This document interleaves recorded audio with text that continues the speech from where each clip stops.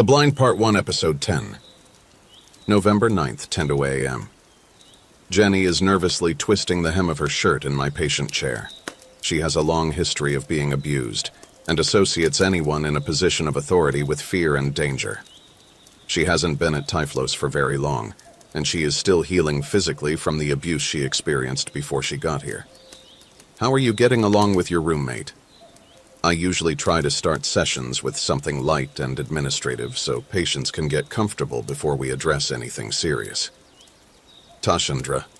She's good. We make good roommates, I think. She's clean and she keeps her stuff on her side. And I try to keep my stuff on my side too. She's been here for so long now, she knows all about everything, so she's helping me get used to stuff. She lets me use her lotion. I'm glad to hear that. Tashandra is very nice. I'm glad you are comfortable in your living space. How have you been feeling since detox?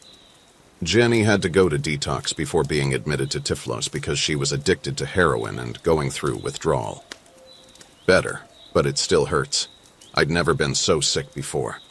The smack just takes the life out of you, and when you can't get any, it takes the life out even more. I thought I would never get better. It's scary when you get heroin sick. It's very scary. She holds her stomach and rocks back and forth as she says this. It is, and you're very brave for committing to treatment, so you'll never have to have those withdrawal symptoms again. Now that your physical addiction is under control, we are going to be spending more time focusing on the psychological and the emotional components of the addiction. I've changed around your group schedule a little bit to include some recovery groups and some dual diagnosis groups as well. You and I are going to spend time in our sessions talking about your addiction too. You think you're ready for that? What's duo diagnosis? She asks, scraping at the edges of a scab on her head. Dual diagnosis. That's when you have both an addiction to drugs or alcohol and a diagnosed disorder or mental illness. When you're struggling with both those things at the same time, you've got a unique set of circumstances, and we want to make sure that you can get all the support you need. Okay, that sounds good. What are we going to talk about in our sessions with you and me? Jenny rolls up the sleeves she'd been tugging on, and I can see the track marks still dotting her arms, from the crook of her elbow all the way down to between her fingers. Well, I wanted to start today by asking you to tell me a little bit about your history of drug use. When did you start? How did you use? Those kinds of things. You ready for that? Yeah, I'm ready. She takes a deep breath and pulls what's left of her hair into a stringy knot on top of her head. I started doing drugs when I was really young. I was still in school, and I dropped out in 10th grade, so I must have been 12 or 11 or something like that. My mom was always out of the house. She worked 2 jobs, and when she was finished working, she would go to the bars, so my sister and I were alone at home a lot. My sister Jackie is 4 years older than me.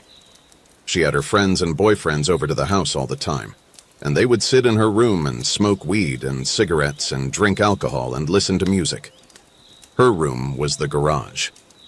Sometimes I would come to the garage when she was with her friends, and I would just sit there and watch them, but I wouldn't smoke or anything.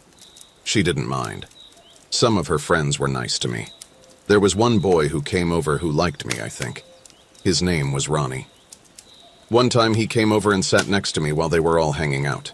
I was in the corner next to the garbage cans, and he came over and asked how old I was, and if I had ever smoked weed before. I said yes, even though I hadn't, because I didn't want to look like some lame kid. I silently smile at this notion, remembering being a kid among the older crowd, claiming to have personally experienced adventures I had seen on after-school specials. So he handed me the joint and he told me to prove it. I took a hit that was way too big because I thought it was like smoking cigarettes, and I had smoked a cigarette before. I started coughing really hard, and I knew I was going to get sick. So I ran out into the driveway and I barfed all over the place. Ronnie came out after me and was rubbing my back. He told me I did good, and I could come and sit with them. She looks at me and smiles a sad, nostalgic smile. I don't know why, but I remember that night really well. After that, it all sort of gets hazy and blends together. I started sitting with them whenever they came over, and I started smoking weed every day. I was scared at first because I know you're not supposed to do drugs, but they all told me that weed was a plant from the earth and that made it natural, and only the chemical drugs were bad for me. They made it all sound like everything we were doing was okay. It was normal. Ronnie was always sitting next to me and rubbing my legs and my back.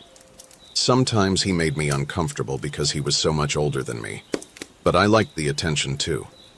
I knew Jackie would never let anything bad happen to me. Then he started bringing in junk. They said that heroin came from a plant too, the plant where the poppy seeds for the bagels came from. And they told me that if I was okay having a bagel with poppy seeds, then it's the same thing. She snorts and shakes her head. I can't believe I thought that bagels and junk were going to be the same. Jenny continues her story, telling me about Ronnie tying her arm off with a rubber band because the belts they were using on their own arms were too big for her skinny adolescent body.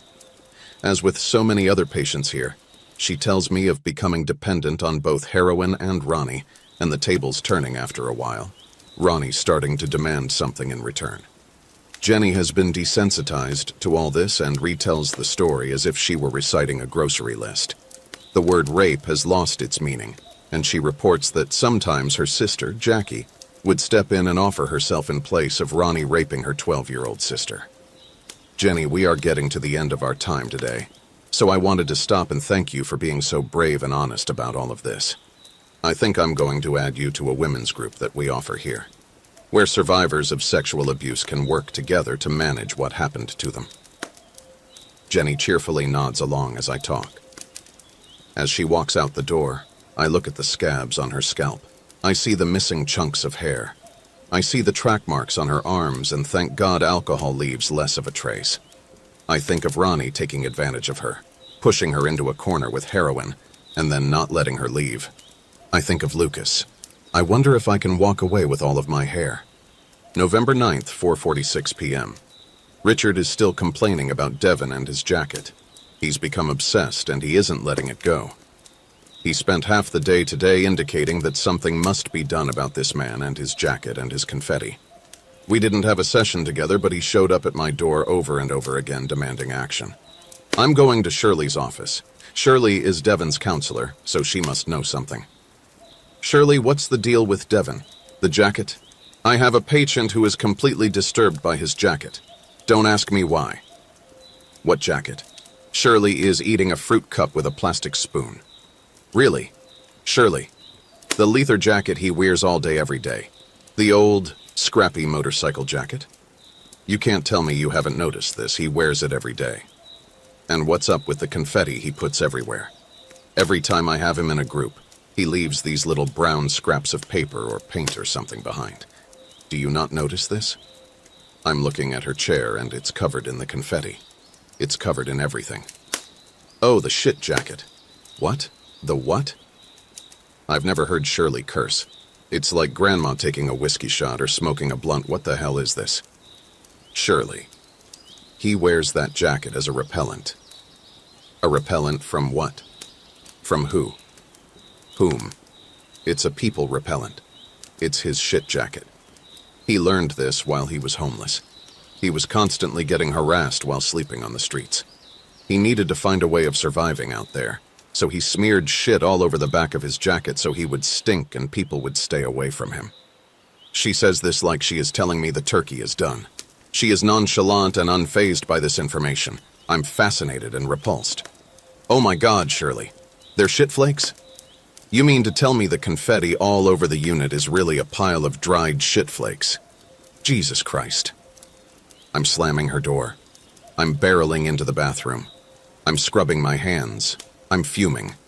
I'm shocked. How is it possible that we have all been handling shit flakes, and Shirley never bothered to tell us any of this? Jesus, no wonder Richard was disturbed by the jacket. I sit down at my desk and compose 3 emails. One to Rachel to ask her to confiscate the shit jacket now that I know it's a fucking biohazard. One to the head of the maintenance staff asking for a deep clean of the group rooms. And finally, one to the staff to let everyone know that the confetti they have been surrounded with is actually dried shit flakes. And in case we had forgotten, we are surrounded by insanity.